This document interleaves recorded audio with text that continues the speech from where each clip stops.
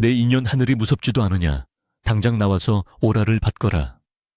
벼락 같은 고함 소리가 고요하던 초가삼간의 낡은 살인문을 산산조각 낼듯이 뒤흔들었고, 그 솥을 퍼런 외침에 놀란 참새떼가 후두둑거리며 잿빛 하늘로 흩어졌다. 마을 어기부터 몰려든 성난 군중들은 저마다 손에 몽둥이며 돌멩이를 쥐고서 당장이라도 담장을 허물 기세로 웅성거리고 있었으니 그들의 눈빛에는 솥을 퍼런 살기가 뚝뚝 듣고 있었다. 관에서 파견된 포졸들이 육모방망이를 치켜들고 대문을 쾅쾅 두드릴 때마다 안채 깊숙한 곳에서는 짐승의 신음 같은 가늘고 떨리는 울음소리만이 흘러나와 사람들의 공분을 더욱 부채질할 뿐이었다. 마당에는 아직 마르지 않은 빗물이 웅덩이를 이루고 있었으나 그보다 더 진동하는 것은 사람들의 코를 쥐게 만드는 역한 악취였으니 그것은 단순한 시골 거름 냄새가 아니라 마치 지옥의 밑바닥에서 길어 올린 듯한 끔찍하고도 생생한 인분, 아렌분노의 냄새였다. 마을 사람들은 코를 막으면서도 그 냄새가 풍기는 불길한 기운에 몸서리를 치며 저주를 퍼부었다. 세상에, 며느리가 시어머니를 똥통에 빠뜨려 죽이다니 이게 어디 사람의 탈을 쓰고 할 짓인가. 군중의 맨 앞줄에 서 있던 주막집 주모 향단이 핏대를 세우며 소리쳤고 그 말은 마른 장작에 불이 붙듯 순식간에 사람들의 입을 타고 번져나가 거대한 분노의 화염이 되었다. 향단은 마치 자신이 그 현장을 두 눈으로 똑똑히 목격이라도 한 양. 침을 튀기며 주변 사람들에게 끔찍한 정황을 묘사하기 시작했다. 내가 보았네. 분명히 보았어. 최씨 할매가 살려달라고. 제발 손 좀 잡아달라고 그토록 애원하며 허우적거는데도 저 독한 년이 뒷짐을 딱 쥐고는 콧방귀를 뀌며 내려다보고만 있더란 말일세. 평소에 시어머니가 구박 좀 했다고 그 앙심을 품고 늙은이를 산채로 똥구덩이에 수장시킨 것이야. 사람들은 향단의 말에 경악하며 혀를 찼고 몇몇은 땅에 침을 뱉으며 닫힌 방문을 향해 돌멩이를 던졌다. 기와 조각 깨지는 소리가 날카롭게 울려 퍼졌지만 방 안에 인기척은 죽은 듯이 고요하여 그 침묵이 도리어 사람들을 더 미치게 만들었다.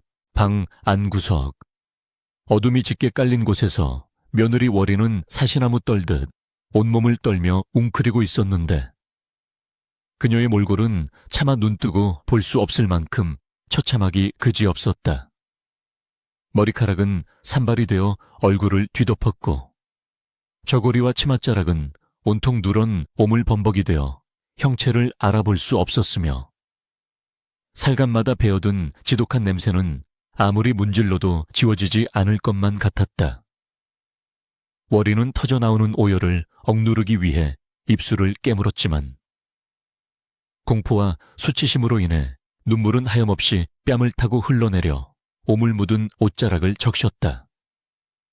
밖에서 들려오는 살인자, 페류나라는 험한 욕설들이 비수처럼 날아와 가슴에 꽂힐 때마다 그녀는 귀를 틀어막고 싶었으나 손조차 더러워 얼굴에 댈 수 없었다.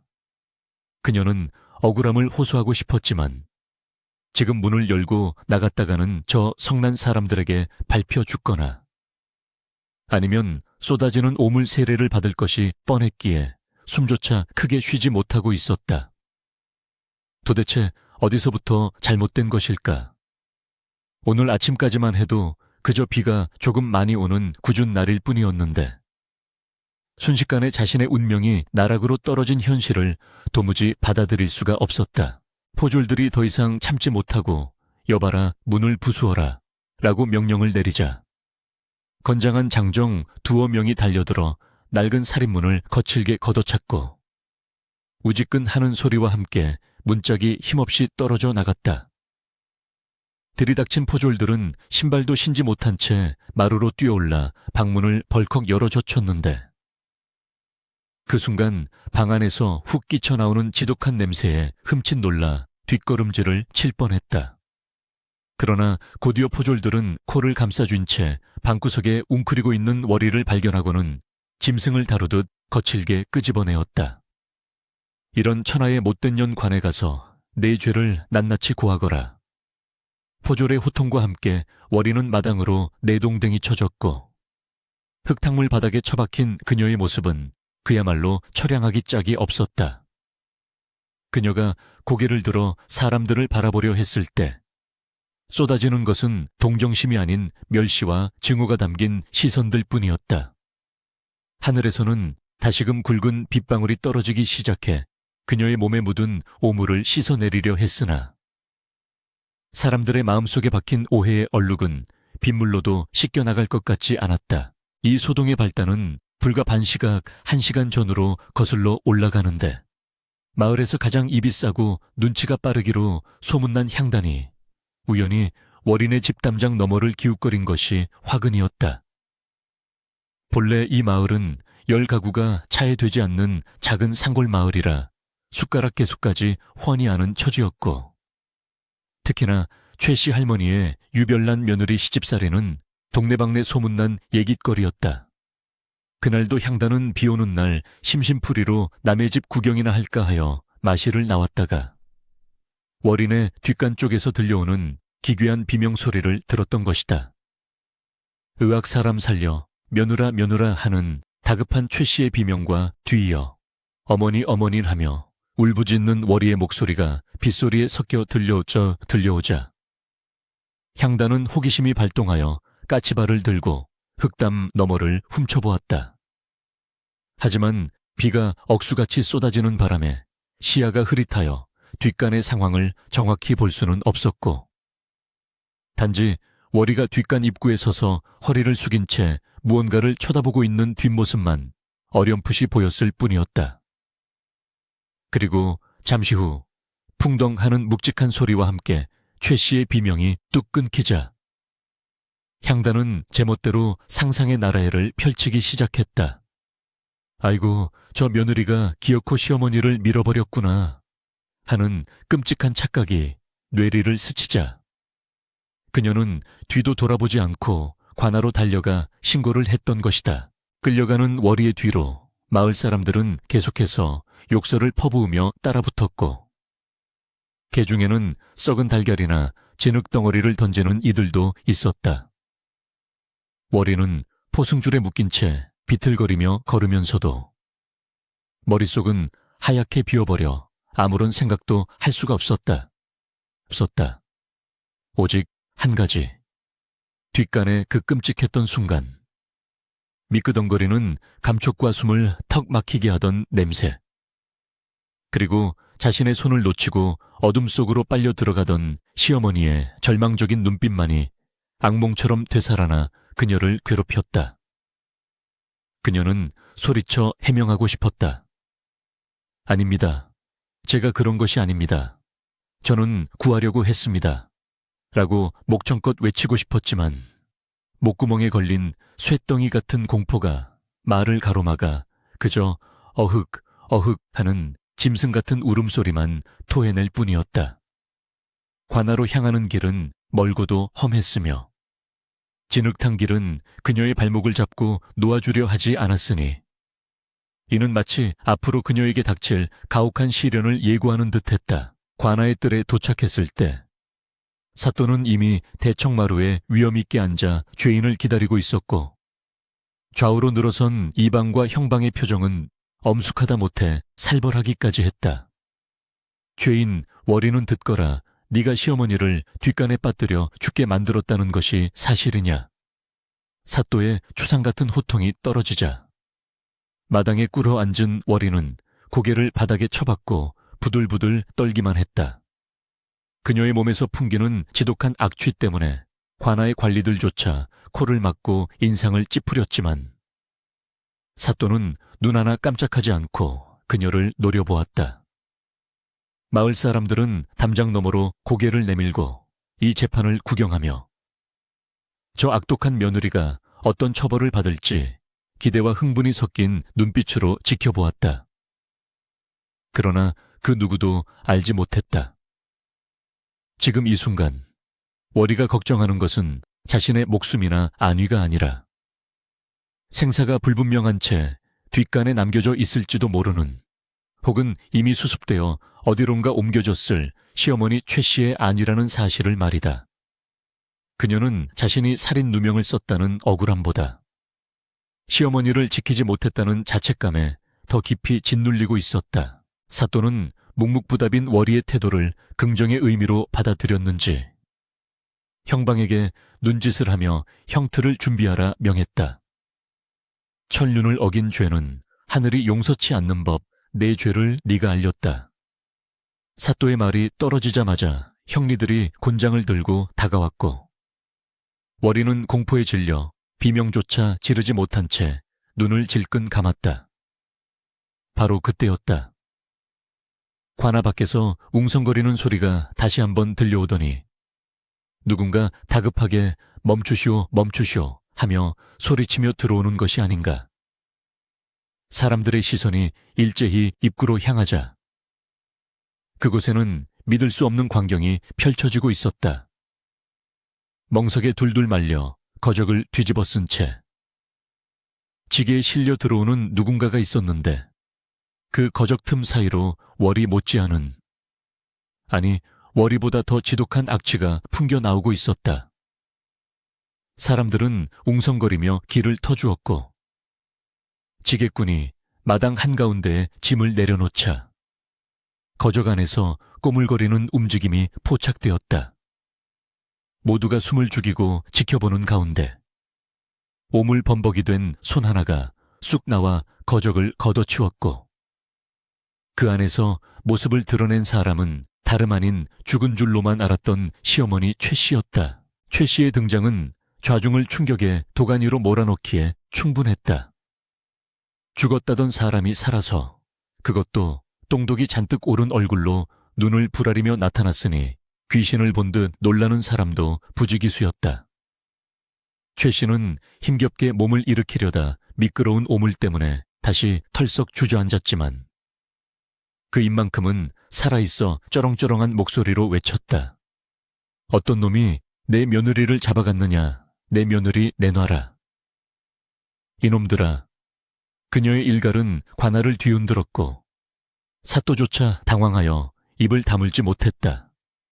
상황이 급반전되자 구석에 꿇어앉아 있던 월이는 믿기지 않는다는 듯 고개를 들어 시어머니를 바라보았다.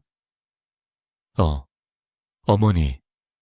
월이의 떨리는 목소리에 최 씨는 횟고개를 돌려 며느리를 보더니 이내 험상궂게 구겨졌던 얼굴을 펴고는 엉금엉금 기어가 월이의 손을 덥석 잡았다.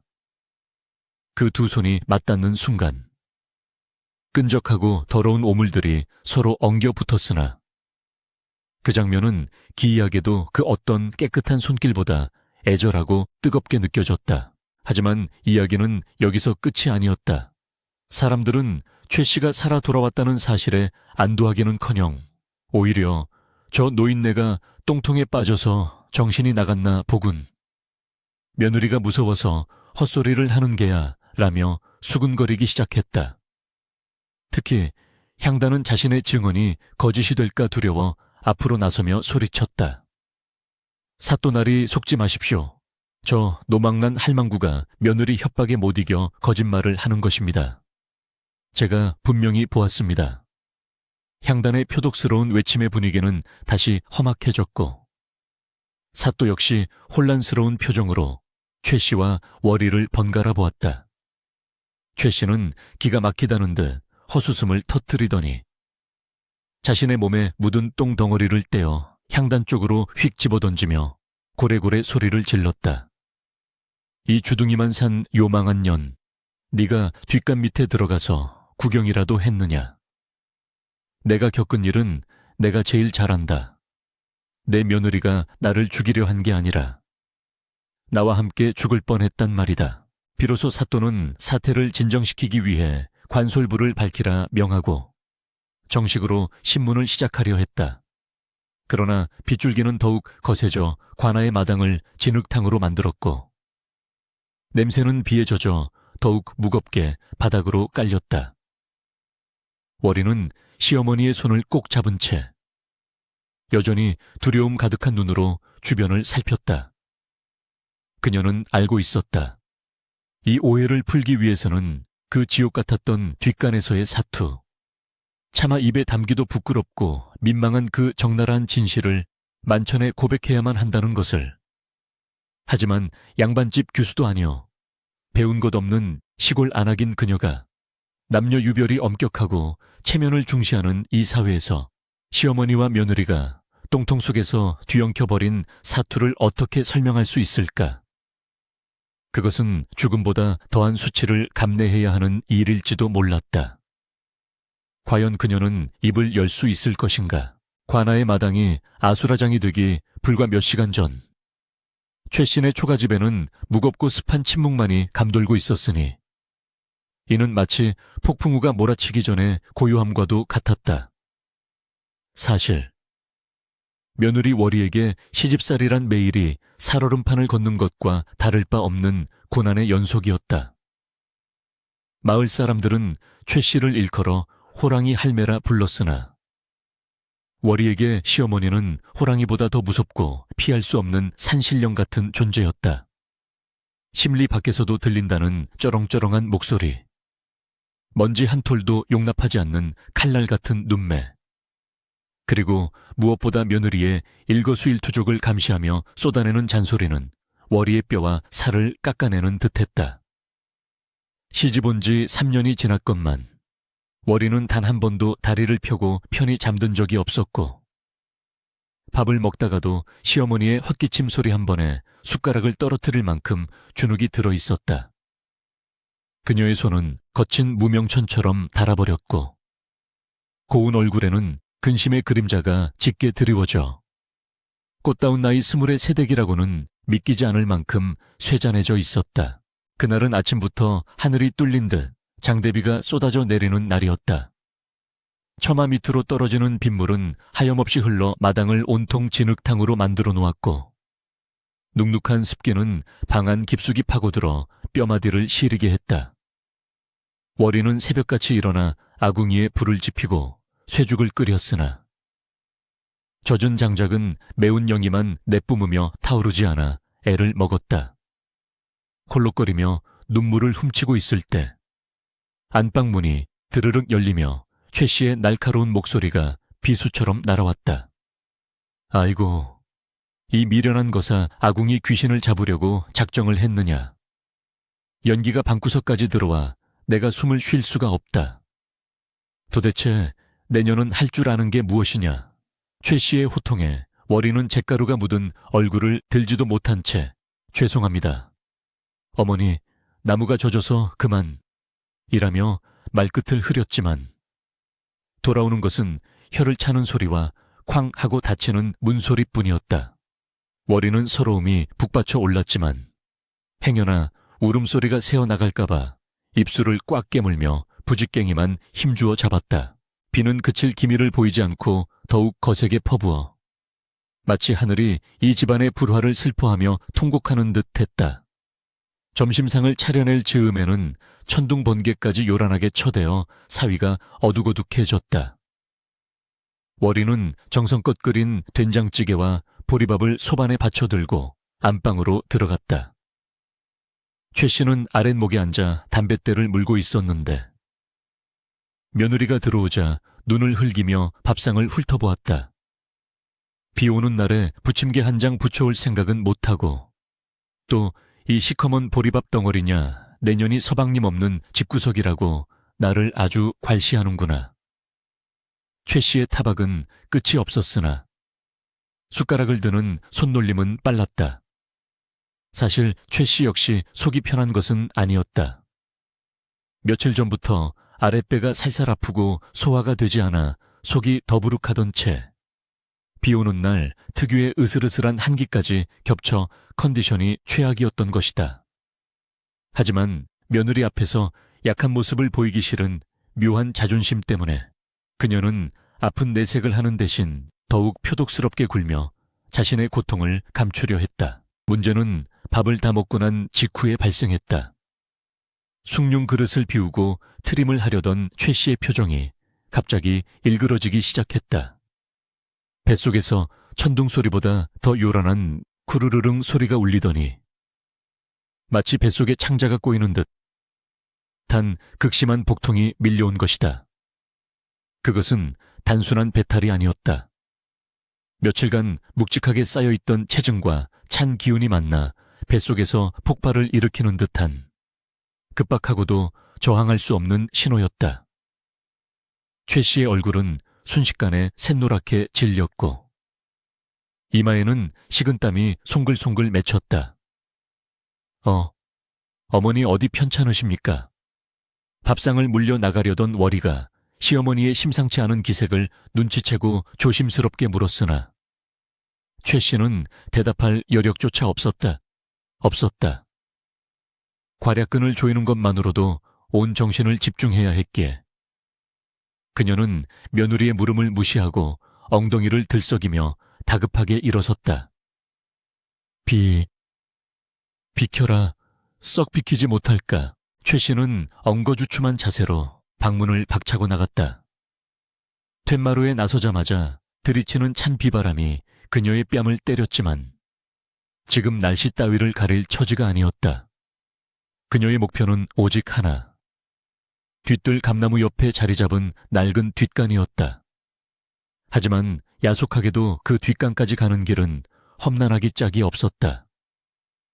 며칠째 이어진 비로 인해 마당은 질척거리는 진흙탕으로 변해 있었고 디딤돌은 물이끼가 끼어 미끄러웠으며 뜰에 깐 멍석마저 물을 잔뜩 머금어 밟을 때마다 찍찍 소리를 내며 발목을 잡았다. 최 씨는 집신을 제대로 신을 새도 없이 버선발로 툇마루를 뛰어내렸다. 어머니 신발을 신으셔야지요. 비가 많이 옵니다. 월이가 뒤늦게 고무신을 들고 뛰어나왔지만 최 씨는 이미 뒷뜰을 향해 뒤뚱거리며 달리고 있었다. 뱃속에서는 당장이라도 본물이 터질 듯 아우성을 쳤고 최 씨의 머릿속에는 사회적 체면과 생리적 욕구 사이에 처절한 전쟁이 벌어지고 있었다. 시어머니로서의 위엄을 지키기 위해서는 절대 옷의 실수를 해서는 안 되었다. 그것만은 죽기보다 싫었다. 뒷간은 지은 지 수십 년은 좋게 되어 보이는 허름한 판잣집으로 평소에도 삐걱거리는 소리가 불안하기 짝이 없는 곳이었다. 더구나 그 아래 파놓은 똥통은 마을에서도 깊기로 소문나 있었는데 걸음을 아끼는 최 씨의 성격 탓에 1년 내내 퍼내지 않아 묵은 인분이 가득 차 출렁이고 있었다. 빗줄기는 더욱 굵어져 한 치 앞을 분간하기 힘들 정도였고 뒷간으로 향하는 좁은 길은 빗물에 젖은 풀들이 엉겨 있어 흡사뱀들이 우글거리는 늪지대와 같았다. 최 씨는 한 손으로 치맛자락을 움켜쥐고 다른 한 손으로는 엉덩이를 부여잡은 채 필사적으로 걸음을 옮겼다. 아이고, 나 죽는다. 아이고 배야. 그녀의 입에서 앓는 소리가 절로 터져 나왔다. 뒤따라오던 월이는 혹여나 시어머니가 넘어질까봐 안절부절 못하며 소리쳤다. 어머니, 천천히 가세요. 바닥이 미끄럽습니다. 제가 부축해 드릴까요? 그러나 자존심 강한 최 씨는 며느리에게 자신의 추한 꼴을 보이고 싶지 않아 손을 휘저으며 고함을 질렀다. 오지 마라. 저리가 꼴도 보기 싫으니 썩 꺼지란 말이다. 그 서슬에 월이는 멈칫하며 자리에 멈춰 섰고 최 씨는 그 틈을 타 뒷간문을 벌컥 열어젖혔다. 낡은 경첩이 비명 같은 소리를 내며 문이 열리자 안에서 훅 끼쳐 나오는 지독한 암모니아 냄새가 비 냄새와 섞여 코를 찔렀다. 평소라면 코를 막고 들어갔을 테지만 지금은 그럴 겨를이 없었다. 최 씨는 급하게 뒷간 안으로 들어서며 두 발을 판자 위에 올려놓으려 했다. 뒷간 바닥에는 굵은 통나무 2개가 걸쳐져 있어 그 위를 밟고 쭈그려 앉아야 했는데 들이닥친 비 때문에 통나무 위는 번들거리는 물기로 가득 차 있었다. 어두침침한 뒷간 안. 빗소리는 양철 지붕을 때리며 고막을 찢을 듯 울려 퍼졌고 바닥저 아래 검은 구덩이 속에서는 빗물이 섞인 오물이 꿀렁거리며 입을 벌리고 기다리고 있는 듯했다. 최 씨는 떨리는 다리로 통나무를 밟고 섰다. 치마를 걷어 올리고 바지춤을 내리는 손길이 다급했다. 뱃속의 고통은 절정에 달해 눈앞이 핑 돌 지경이었다. 후, 후. 그녀는 거칠게 숨을 몰아쉬며 자세를 잡으려 애썼다. 빗물에 젖은 버선발이 미끄러운 통나무 위에서 위태롭게 흔들렸다. 밖에서는 월이가 비를 맞으며 걱정스러운 눈빛으로 뒷간 쪽을 바라보고 있었다. 어머니, 괜찮으세요? 빗소리를 뚫고 들려오는 며느리의 목소리가 희미하게 귓가를 스쳤다. 최 씨는 대답 대신 이를 악물고 중심을 잡으려 했으나 늙고 병든 몸은 마음처럼 움직여주지 않았다. 긴장이 풀리려는 찰나 왼쪽 발이 삐끗하며 통나무의 매끄러운 표면을 타고 미끄러졌다. 어맛 짧은 비명과 함께 그녀의 몸이 기우뚱했다. 허공을 허우적거리는 손에 잡히는 것은 아무것도 없었다. 썩은 새끼줄 한 가닥이 천장에서 대롱거리고 있었지만 그녀의 손은 닿지 않았다. 순간의 정적, 그리고 세상이 뒤집히는 감각. 최 씨의 눈에 들어온 것은 잿빛 하늘이 아니라 시커멓게 입을 벌린 똥통의 심연이었다. 발밑을 지탱하던 세상이 사라지고 중력이 그녀의 늙은 육신을 무자비하게 아래로 잡아 끌었다. 그 찰나의 순간 최 씨의 머릿속에는 지난날 며느리에게 퍼부었던 독설들이 주마등처럼 스쳐 지나갔다. 이것이 벌인가 하늘이 내리는 징벌인가 공포가 엄습하기도 전에 그녀의 몸은 이미 돌이킬 수 없는 지점을 넘어서고 있었다. 밖에서 지켜보던 월이의 눈이 경악으로 커졌다. 어머니, 월이의 비명소리가 천둥소리를 뚫고 울려 퍼졌고 그녀는 본능적으로 뒷간을 향해 몸을 날렸다. 빗줄기는 마치 이 비극을 감추려는 듯 더욱 거세게 쏟아져 내렸고 초가집의 작은 뒷간은 이제 단순한 해우소 지혜유소가 아닌 생과 사가 교차하는 아비규환의 현장으로 변모하고 있었다. 이것이 바로 마을을 발칵 뒤집어 놓을 전대미문의 똥통 사건의 서막이었다. 첨벙, 둔탁하고 묵직한 소리가 빗소리를 뚫고 울려 퍼지는 순간 세상은 최 씨에게 있어 빛에서 어둠으로, 이승에서 지옥으로 순식간에 바뀌었다. 차가운 빗물이 아닌 미지근하고 끈적거리며 형언할 수 없는 악취를 풍기는 검은 늪, 그녀의 늙은 육신을 집어삼켰다. 발이 바닥에 닿지 않았다. 수십 년 동안 묵혀온 인부는 마치 살아있는 괴물처럼 그녀의 허리춤을 감고 가슴을 지나 목까지 차올랐다. 으어프 으윽. 최 씨는 본능적으로 입을 다물려 했으나 떨어지는 충격으로 터져나온 비명과 함께 똥물이 입 안으로 밀려 들어왔다. 짜고 쓰고 시큼하며 뱃속 깊은 곳에서부터 구역질을 유발하는 그 맛은 인간이 결코 경험해서는 안 될 맛이었다. 그녀는 허우적거렸다. 손에 잡히는 것이라고는 미끌거리는 오물 덩어리뿐이었고 벽면은 이끼와 배설물이 구더층을 이루고 있어 손톱을 박아 넣으려 해도 미끄러지기 일쑤였다.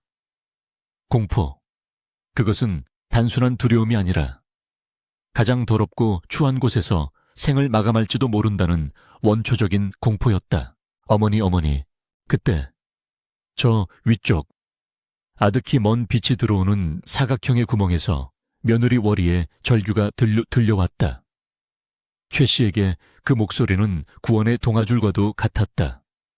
똥물에 눈이 따가워 제대로 뜰 수조차 없었지만 최 씨는 본능적으로 위를 향해 손을 뻗으며 고래고래 소리를 질렀다. 사람 살려, 며느라 나 좀 꺼내다오, 나 죽는다. 나 죽어. 그녀의 목소리는 오물에 젖어 걸걸하게 변해 있었고 공포에 질려 갈라져 있었다. 뒷간 문을 박차고 들어온 월이는 눈앞에 펼쳐진 참혹한 광경에 숨이 멎는 듯 했다. 칠흑 같은 구덩이 속에서 머리만 내놓은 채 허우적거리는 시어머니의 모습은 흡사 지옥도 DU2의 한 장면을 옮겨 놓은 듯 끔찍했다. 평소에 그 서슬퍼렇던 위험은 온데간데 없고 오물범벅이 되어 살려달라고 애원하는 늙은 노파만이 그곳에 있었다. 워리는 더러움을 느낄 겨를도 없이 똥통 입구로 달려들었다. 어머니 손손을 이리 주세요. 워리는 빗물과 오물이 뒤섞여 엉망이 된 뒷간 바닥에 넙죽 엎드렸다. 그녀의 하얀 저고리 소매가 똥통 입구에 더러운 때에 쓸려 시커멓게 변했지만 지금은 그런 것을 따질 때가 아니었다. 그녀는 상반신을 구멍 안으로 깊숙이 들이밀며 팔을 뻗었다. 하지만 똥통은 생각보다 깊었다. 최 씨의 송긋과 워리의 송긋 사이에는 야속하게도 한 뼘 정도의 거리가 존재했다. 조금만 더요, 어머니. 조금만 더 위로 뻗어보세요. 워리의 외침에 최 씨는 있는 힘을 다해 까치발을 들려 했으나 똥통 바닥에 진흙 같은 침전물에 발이 푹푹 빠져 오히려 몸이 아래로 가라앉는 느낌이었다. 아이고, 안다는다 안다하. 내가 전생에 무슨 죄를 지어서 똥통 귀신이 된단 말이냐. 최 씨는 울부짖으며 발버둥 쳤고 그럴수록 똥물은 파도를 치며 그녀의 얼굴을 덮쳤다. 워리는 다급해졌다. 이대로 두면 시어머니가 지쳐서 가라앉거나 독한 가스에 질식할지도 모른다는 생각이 들었다. 그녀는 주변을 둘러보았다. 건져 올릴 만한 장대나 밧줄은 보이지 않았고 빗줄기는 뚫린 지붕 틈으로 들이닥쳐 상황을 더욱 악화시키고 있었다. 선택의 여지가 없었다. 워리는 자신의 몸을 더 깊숙이 집어넣기로 결심했다. 그녀는 뒷간 바닥의 통나무 지지대를 무릎으로 꽉 누르고 허리를 꼿꼿이 세워 거꾸로 매달리다시피 몸을 숙였다. 피가 머리로 쏠려 얼굴이 터질 듯 붉어졌고 똥독 오른 가스가 코를 찔러 머리가 어질어질했다. 어머니, 제 손목을 잡으세요, 얼른요. 워리의 손이 기적처럼 최 씨의 허우적거리는 손목을 낚아챘다. 잡았어. 최 씨는 며느리의 손길이 닿자마자 젖먹던 힘까지 짜내어 그 가녀린 팔을 움켜쥐었다. 아니, 움켜쥔다는 표현으로는 부족했다. 그녀는 살고자 하는 욕망 하나로 며느리의 팔뚝살이 으스러질 정도로 손톱을 박아넣으며 매달렸다. 워리는 팔을 파고드는 고통에 신음했지만 이를 악물고 버텼다. 이제 끌어올리기만 하면 되었다. 그러나 현실은 잔혹했다. 며느리 워리는 밥심으로 겨우 버티는 가냘픈 아낙네였고 시어머니 최 씨는 비록 늙었으나 평생 바틸로 다져진 뼈대가 굵은 여인이었다. 게다가 최 씨의 옷은 오물을 잔뜩 머금어 청은망은 무거워져 있었다. 워리가 팔에 힘을 주는 순간 물리적인 한계가 명확하게 드러났다. 시어머니가 올라오는 것이 아니라 워리의 상체가 구멍 속으로 딸려 들어가기 시작한 것이다. 안 돼. 어머니, 힘을 좀 빼세요. 제가 끌려갑니다. 워리가 비명을 질렀지만 공포에 질린 최 씨의 귀에는 아무것도 들리지 않았다. 그녀는 며느리가 자신을 놓을까봐 더더욱 필사적으로 잡아당겼다. 나를 놓지 마라. 나를 버리지 마라. 최 씨가 체중을 실어 잡아당기는 힘과 빗물에 젖어 미끄러운 통나무 바닥에 마찰력이 충돌했다. 그리고 불길한 예감은 빗나가는 법이 없었다. 워리의 무릎이 젖은 나무 위에서 쭉 미끄러졌다. 균형이 무너지는 찰나 워리의 눈동자가 흔들렸다. 아, 나도 떨어지는구나. 깨깨악! 두 번째 물보라가 일었다. 이번에는 훨씬 더 크고 요란했다. 워리의 몸이 거꾸로 처박히며 최 씨의 위로 떨어졌다. 좁은 똥통 안에서 두 여인의 몸이 엉키고 설켰다. 똥물이 사방으로 튀어 벽을 타고 흘러내렸고 좁은 공간은 순식간에 아수라장이 되었다. 워리는 오물을 한껏 들이마시고 콜록거리며 수면 위로 고개를 내밀었다. 눈도, 코도, 입도 온통 똥범벅이었다. 옆에서는 최 씨가 워리의 무게에 눌려 허우적거리고 있었다. 케어허 캑캑. 내년이 나를 죽이려고 작정을 했구나. 들어 올리라니까 같이 들어와서 덮치면 어쩌자는 개냐. 최 씨는 정신을 차리자마자 며느리의 머리채를 잡고 흔들려 했다. 그것이 생존 본능인지 습관적인 구박인지 분간할 수 없었다. 워리 역시 패닉 상태였다. 어머니, 저도 미끄러진 걸 어떡합니까? 저 좀 살려주세요. 둘은 서로를 붙잡고 밀치며 한참을 똥물 속에서 육탄전을 벌였다. 그러나 격렬한 움직임은 체력을 빠르게 고갈시켰고 차오르는 오물의 수위는 점점 높아져만 갔다.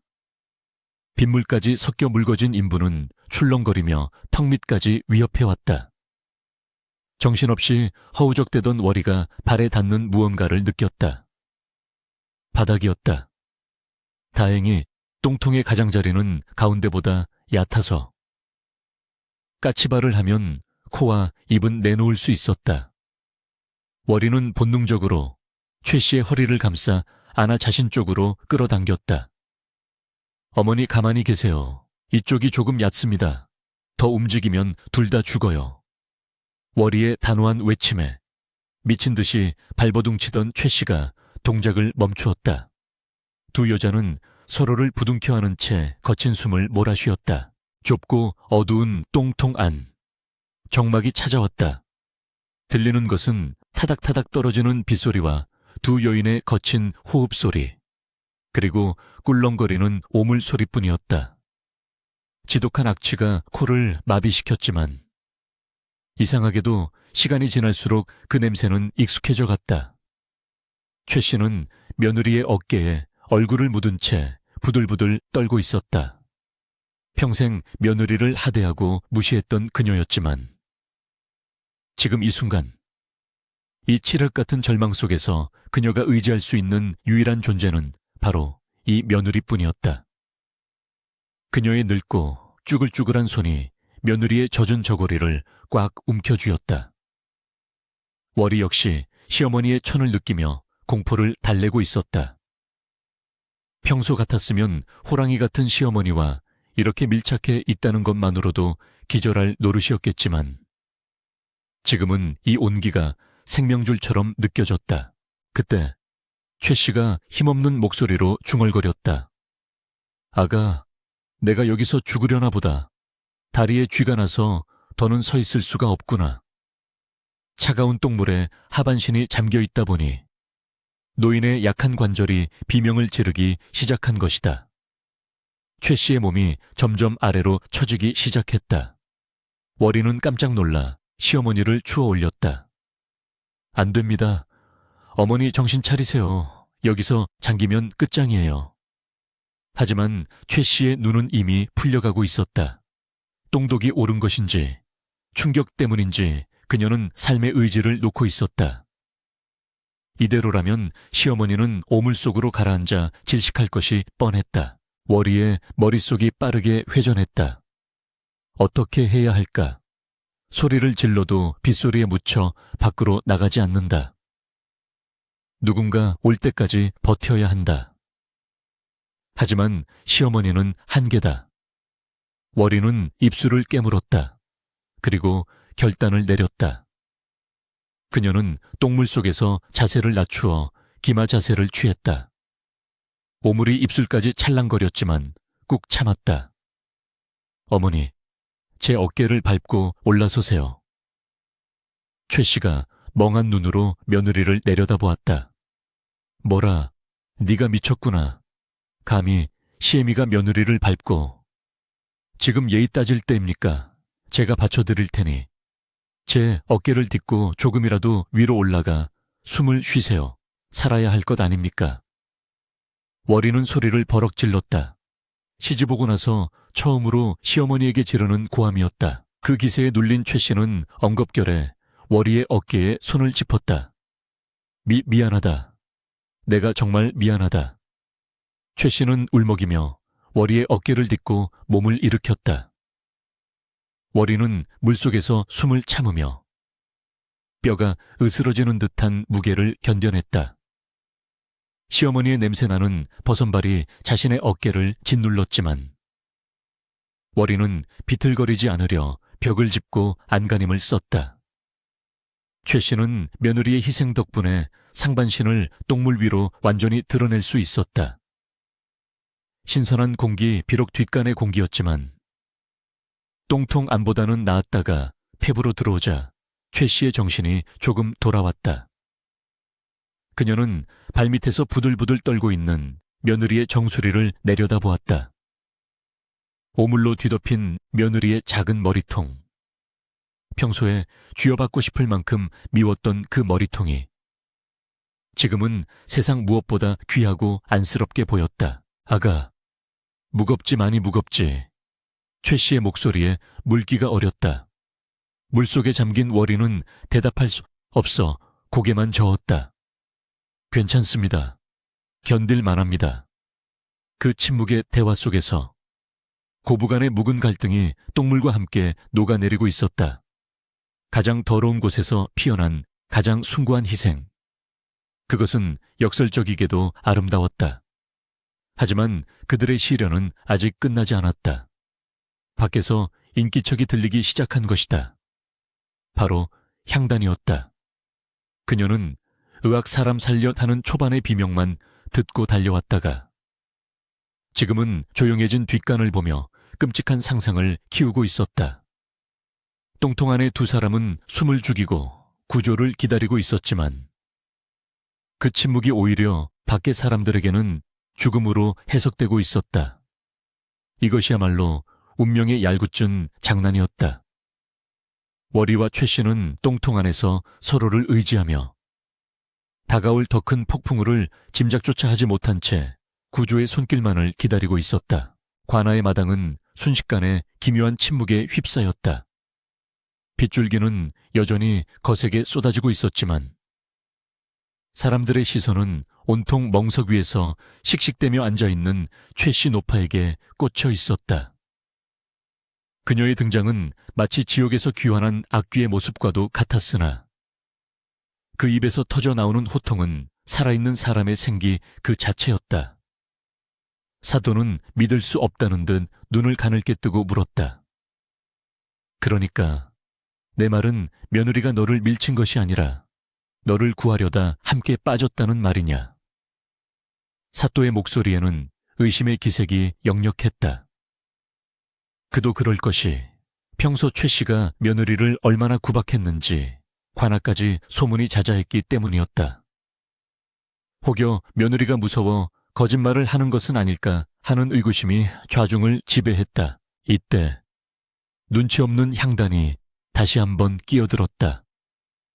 사또날이 저 말을 믿으십니까? 보십시오. 최 씨 할매의 눈빛이 흔들리고 있지 않습니까? 필씨 며느리가 밤마다 해코지할까 두려워 억지로 꾸며낸 말일 것입니다. 천하의 며느리가 시어머니와 함께 똥통에 빠졌다는 게 말이 됩니까? 며느리는 멀쩡히 위에서 구경만 했다니까요. 향단의 표독스러운 선동에 군중들은 다시 웅성거리기 시작했다. 맞아. 그 독한 며느리가 그럴 리 없어. 노인네가 노망이 났거나 협박을 당한 게 분명해. 사람들의 수군거림이 비수처럼 날아와 월이의 가슴을 찔렀다. 월이는 여전히 고개를 들지 못한 채 흐느끼고 있었다. 그녀에게는 변명할 기력조차 남아있지 않았다.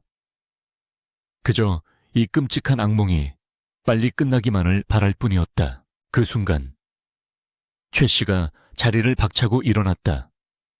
비록 오물로 뒤범벅된 몸이었지만 그 기세만큼은 천하를 호령할 장군감이었다. 그녀는 성큼성큼 향단에게 다가가더니 똥물이 뚝뚝 떨어지는 손가락으로 향단의 콧등을 가리키며 소리쳤다. 이 요망한 것아, 내년이 내 똥통 속에 들어와 보았느냐?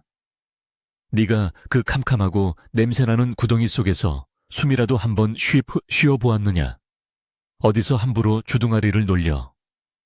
최 씨의 서슬에 향단은 히익하며 뒷걸음질 쳤고 주변 사람들도 똥물이 튈까봐 홍에 갈라지던 뒤로 물러섰다. 최 씨는 획 몸을 돌려 사또를 향해 털썩 무릎을 꿇었다. 진흙탕 물이 튀었지만 그녀는 아랑곳하지 않았다. 사또 나리, 제 이야기를 들어보십시오. 내 며느리 월이는 사람 새끼가 아닙니다. 그 말에 좌중이 술렁거렸다. 역시나 며느리를 고발하려는 것인가. 월이의 어깨가 움찔하며 더욱 작게 움츠러들었다. 그러나 이어진 최 씨의 말은 모두의 예상을 뒤엎는 것이었다. 저것은 사람이 아니라 하늘에서 내려온 보살입니다, 보살. 최 씨는 가슴을 치며 통곡하듯 말을 이었다.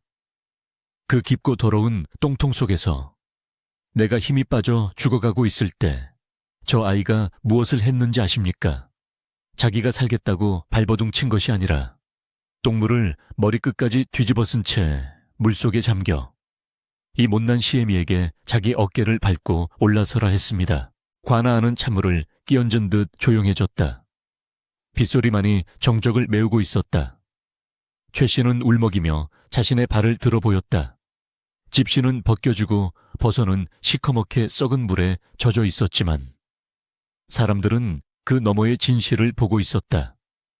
내가 살자고 며느리의 그 가냘픈 어깨를 짓밟고 섰습니다. 내 발밑에서 며느리는 숨도 못 쉬고 부들부들 떨면서도 어머니, 조금만 더요. 살아야 합니다라고 외쳤습니다. 사또 나리 세상 천지에 자기를 죽이려는 며느리가 시어머니를 위해 똥물 속에서 디딤돌이 되어준단 말입니까? 최 씨의 절규는 빗줄기를 뚫고 사람들의 가슴 깊은 곳을 파고들었다. 그것은 꾸며낸 이야기가 가질 수 없는 처절하고도 생생한 진실의 울림이었다. 사또는 헛기침을 하며 자세를 고쳐 앉았다. 그의 눈시울도 붉어져 있었다. 그는 형방에게 눈짓을 하여 월이에게 다가가게 했다. 형방이 조심스럽게 월이의 저고리 어깨 부분을 살짝 들추자 그곳에는 시퍼렇게 피멍이 든 자국이 선명하게 남아있었다. 뼈가 드러날 만큼 짓눌리고 긁힌 상처. 그것은 최 씨가 밟고 올라선 생존의 흔적이자 월이의 지극한 효심이 새겨진 낙인이었다. 그 참혹한 상처를 본 마을 사람들은 누가 먼저랄 것도 없이 탄식을 쏟아냈다. 아이고, 세상에. 저런 효부를 두고 우리가 무슨 짓을. 여기저기서 훌쩍이는 소리가 들려왔다. 방금 전까지 월이에게 돌을 던지던 사람들은 부끄러움에 고개를 들지 못했다. 사또가 엄숙한 목소리로 입을 열었다. 향단이는 듣거라. 너는 확인되지 않은 사실을 유포하여 무고한 사람을 음해하고 마을의 기강을 어지럽혔으니 그 죄가 매우 크다. 여봐라, 저 요망한 입을 놀린 죄를 물어 곤장 10대를 치고 다시는 헛소문을 내지 못하게 하라. 포졸들이 즉시 향단을 끌어내 형틀에 묶었다. 향단은 사또날이 잘못했습니다. 한 번만 용서해 주십시오. 라고 애원했으나 곤장은 매섭게 그녀의 엉덩이를 내리쳤다. 짝짝 하는 곤장 소리가 울려 퍼질 때마다 마을 사람들은 통쾌함보다는 자신들의 경솔함을 뉘우치는 마음으로 숙연해졌다. 향단의 비명은 빗소리에 묻혀 사라져갔고 그것은 거짓과 오해가 진실 앞에서 무너지는 소리와도 같았다. 사또는 자리에서 일어나 뜰 아래로 내려왔다. 그는 더러운 오물 냄새도 마다하지 않고 월이에게 다가가 직접 그녀의 포승줄을 풀어주었다. 부인, 고개를 드시오. 그대는 죄인이 아니라 이 고을의 자랑이오. 내 오늘 그대의 효심에 감복하여 큰 절이라도 올리고 싶은 심정이오. 사또의 따뜻한 말 한마디에 월이는 그동안 참았던 서름이 둑 터지듯 터져나왔다. 사또, 나리, 흐윽. 저는 그저 어머니가 돌아가시는 줄만 알고 월이는 말을 잇지 못하고 오열했다. 그녀의 눈물은 얼굴에 묻은 오물을 씻어내며 하얀 길을 만들었고 그 모습은 그 어떤 단장한 여인보다 아름다워 보였다. 최 씨는 엉금엉금 기어와 며느리를 으스러지도록 껴안았다. 아가 미안하다. 내가 죽일 년이다. 평소에 너를 그리 구박했는데 너는 나를 살리려고 제 목숨을 내놓았구나. 내 이제 다시는 너를 미워하지 않으마. 내 딸이다. 너는 이제부터 며느리가 아니라 내 막내딸이야. 두 여인은 똥냄새가 진동하는 서로의 몸을 부둥켜 안고 빗속에서 엉엉 울었다. 그들의 몸에서 나는 악취는 여전했으나 그 순간 그 냄새를 역하다고 느끼는 사람은 아무도 없었다. 그것은 죽음의 문턱을 함께 넘어온 전우회의 냄새이자 피보다 진한 가족의 향기였다. 마을 사람들도 하나둘씩 다가왔다. 떡집 할머니가 자신의 겉옷을 벗어 워리에 떨리는 어깨를 덮어주었고 대장장이 박 씨는 최 씨를 부축해 일으켰다. 우리가 미안하네. 정말 미안해. 자네가 그런 효부인 줄도 모르고 사람들은 워리의 손을 잡고 사과하며 자신들의 어리석음을 뉘우쳤다. 빗줄기는 점차 가늘어지더니 구름 사이로 한 줄기 햇살이 비치기 시작했다. 그 햇살은 마치 하늘이 이들의 화해와 진실 규명을 축복하는 서광 루이 구왕처럼 관아의 마당을 비추었다. 똥물에 젖은 두 여인의 모습이 햇빛을 받아 반짝였다. 비록 몰골은 거짓골이었으나 그들의 얼굴에 핀 미소는 그 어느 때보다 환했다. 사또는 이방을 불러 명했다. 이 일을 관아의 기록에 남겨 후세에 전하도록 하라. 그리고 최 씨 댁에 쌀 2가마니와 비단을 내려 그들의 효심과 가족애를 치하하도록 하라. 이방은 예, 분부대로 거행하겠나이다. 라고 답하며 붓을 들어 기록을 시작했다. 똥통에 빠진 시어머니와 며느리. 그 진실은 오물보다 더럽지 않고 연꽃보다 향기로웠다. 워리와 최 씨는 서로를 부축하며 관아를 나섰다. 들어올 때는 죄인과 시신으로 들어왔으나 나갈 때는 세상에서 가장 돈독한 고부지간이 되어 있었다. 돌아가는 길, 최 씨가 워리의 귀에 대고 속삭였다. 아가, 집에 가면 제일 먼저 목욕부터 하자꾸나. 내 평생 이렇게 지독한 냄새는 처음이다. 워리는 피식 웃음을 터뜨렸다. 어머니도 참, 저도 코가 마비될 지경입니다. 두 사람의 웃음소리가 골목길을 채웠다. 그 웃음 뒤로 동네 개들이 냄새를 맡고 컹컹거리며 따라왔지만 그것조차 평화로운 풍경의 일부처럼 느껴졌다. 이제 그들에게 닥칠 시련은 집에 도착해 굳어버린 똥을 씻어내는 고된 노동뿐이었다. 하지만 함께라면 그 또한 즐거운 추억이 되리라. 사건은 그렇게 마무리되는 듯했다. 하지만 마을 입구 정자나무 아래서 이 광경을 지켜보던 촌로 한 명이 곤방대를 두드리며 의미심장한 말을 툭 던졌다. 허허허, 비온 뒤에 땅이 굳는다더니 똥통에 빠진 뒤에야 전기 굳는구먼. 그래, 산다는 게 다 똥밭을 구르는 거지. 혼자 구르면 추하지만 같이 구르면 전기 되는 법이야. 촌로의 말은 바람을 타고 흩어졌지만 그 속에 담긴 진리는 마을 사람들의 가슴에 오래도록 남을 것이었다. 워리와 최 씨의 뒷모습이 멀어져 갔다. 질척이는 지늘길 위로 두 사람의 발자국이 나란히 찍혔다. 그 발자국은 이제 더 이상 엇갈리지 않고 같은 방향을 향해 뚜벅뚜벅 나아가고 있었다. 그날 밤 최 씨네 집 마당에는 늦도록 등불이 꺼지지 않았다. 관에서 돌아온 두 여인은 지친 기색이 역력했으나 쉴 틈도 없이 우물가로 향했다. 몸에 배어든 지독한 악취는 단순한 물세례로는 씻겨나가지 않을 만큼 깊고 진했기에 두 사람은 찬물을 길어 올리고 서로의 등에 잿물을 문지르며 밤이 새도록 씻고 또 씻었다. 어머니, 물이 너무 차갑습니다. 감기 드시겠어요? 워리가 걱정스레 말하며 따뜻하게 든 물을 시어머니의 어깨에 부어주었다. 예전 같으면 물 아까운 줄 모르는구나 하고 불호령이 떨어졌을 테지만 최 씨는 묵묵히 그 온기를 받아들이며 낮은 목소리로 대답했다. 아니다. 내 몸의 더러움보다 내 마음의 멍이 더 걱정이다. 이 늙은이의 냄새나는 살가죽이야 문지르면 그만이지만 내 가슴에 박힌 못은 어찌 뺀단 말이냐. 최 씨는 거친 수세미로 며느리의 등을 밀어주며 앙상한 등뼈를 만지작거렸다.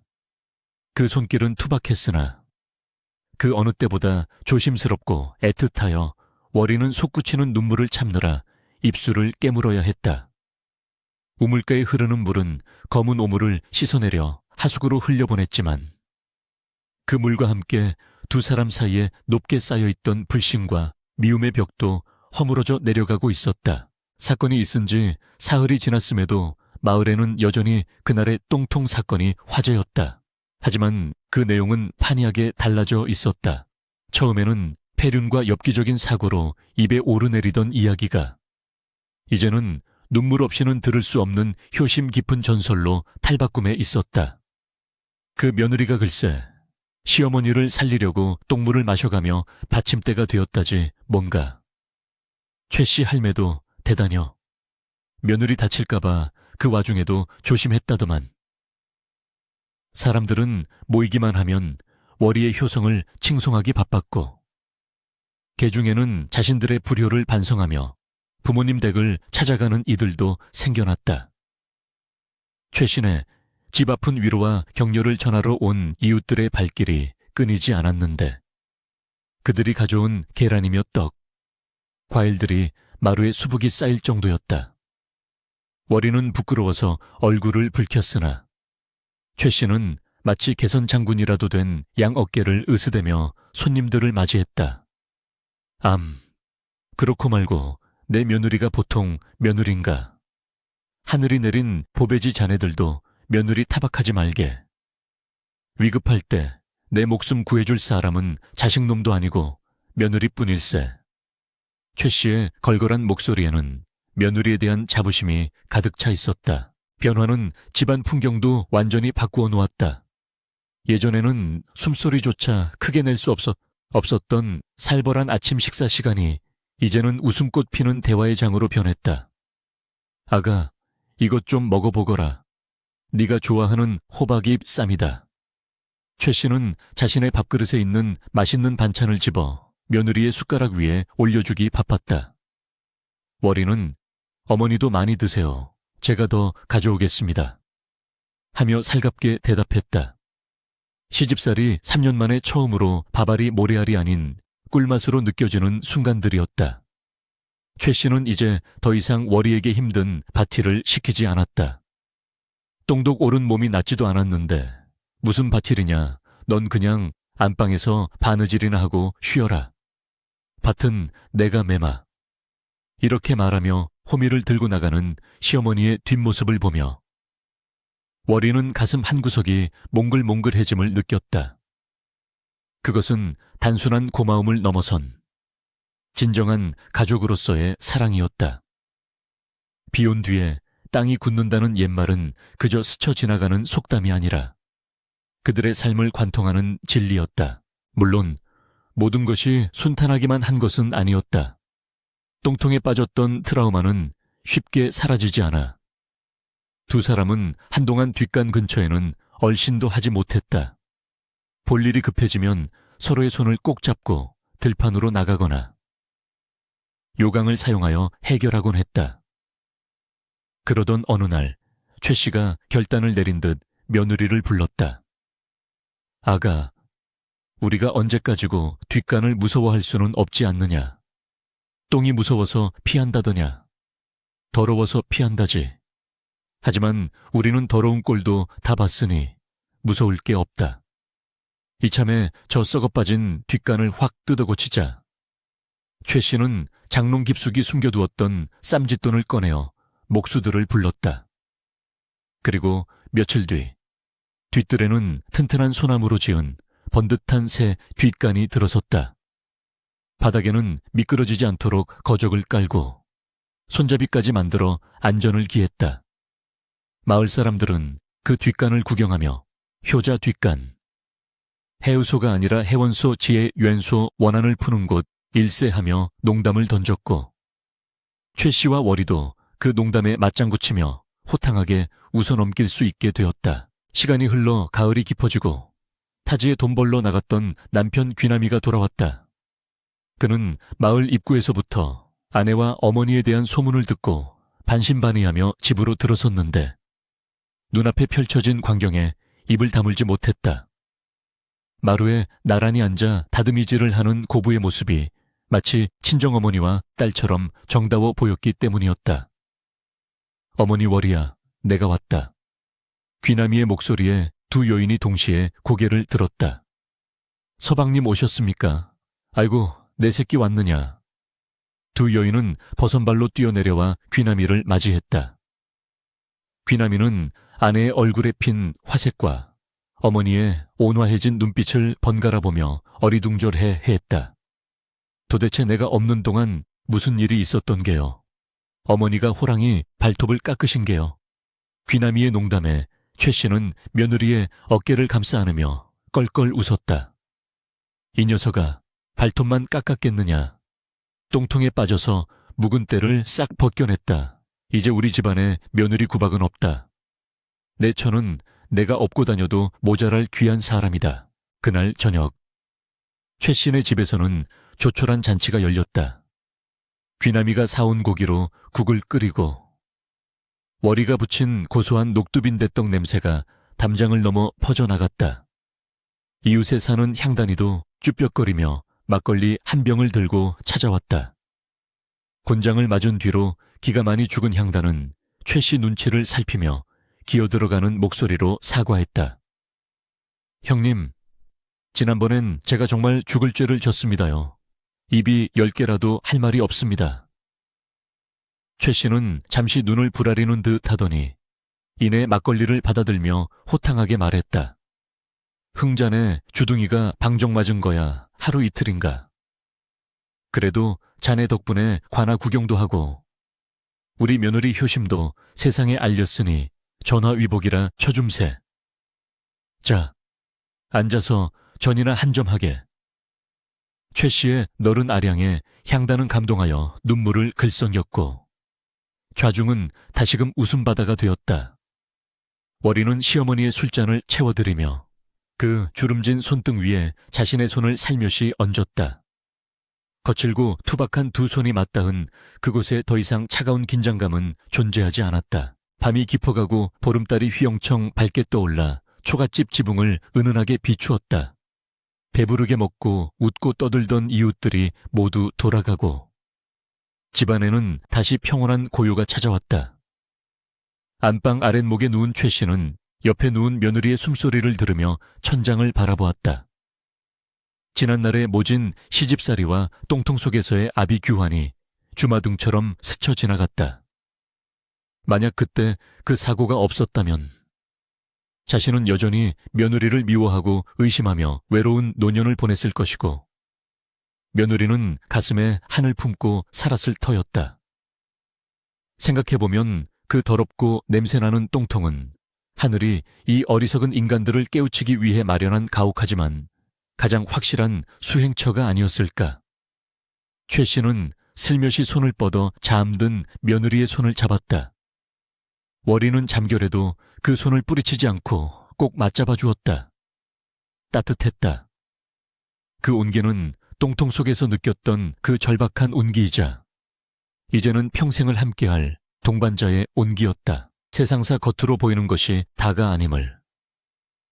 때로는 가장 추하고 더러운 곳에서 가장 아름답고 고귀한 진심이 피어날 수 있음을 이 작은 상올 마을의 고부 구부는 온몸으로 증명해 보였다. 사람들은 겉모습만 보고 며느리를 욕하고 시어머니를 동정하거나 혹은 그 반대로 비난했으나 진실은 오직 그 칠흑 같은 어둠과 악취를 함께 견뎌낸 두 사람만이 알고 있었다. 효샤오란 거창한 것이 아니라 서로의 냄새나는 허물조차 끌어안고 지옥 같은 고통의 순간에 내 어깨를 내어주는 마음임을 말이다. 최 씨네 집 앞마당에 심어진 감나무에서는 잘 익은 홍시 하나가 툭 하고 떨어졌다. 물러터져 으깨진 홍시였지만 그 속의 단맛은 껍질이 깨진 뒤에야 비로소 온전히 배어 나오는 법이었다. 마치 온갖 고난을 겪고 단단해진 이 가정의 행복처럼 말이다. 바람이 불어와 대시풀 스치는 소리가 마치 노랫가락처럼 들려왔다. 뒷간 쪽에서 불어오는 바람에는 더 이상 역한 냄새가 섞여 있지 않았다. 그곳에는 이제 향긋한 흙 냄새와 사람 사는 따스한 냄새만이 머물고 있었다. 마을 어귀에 장승도 빙그레 웃는 듯. 단 달밤, 최 씨와 월이의 코고는 소리가 나직하게 어우러져 평화로운 이중주를 연주하기 시작했다. 비가 그친 뒤 더 단단하게 굳어진 땅 위로. 내일은 또다시 맑고 눈부신 햇살이 쏟아질 것이다. 이것으로 똥통에 빠진 시어머니와 며느리의 기막히고도 아름다운 이야기는 끝을 맺는다.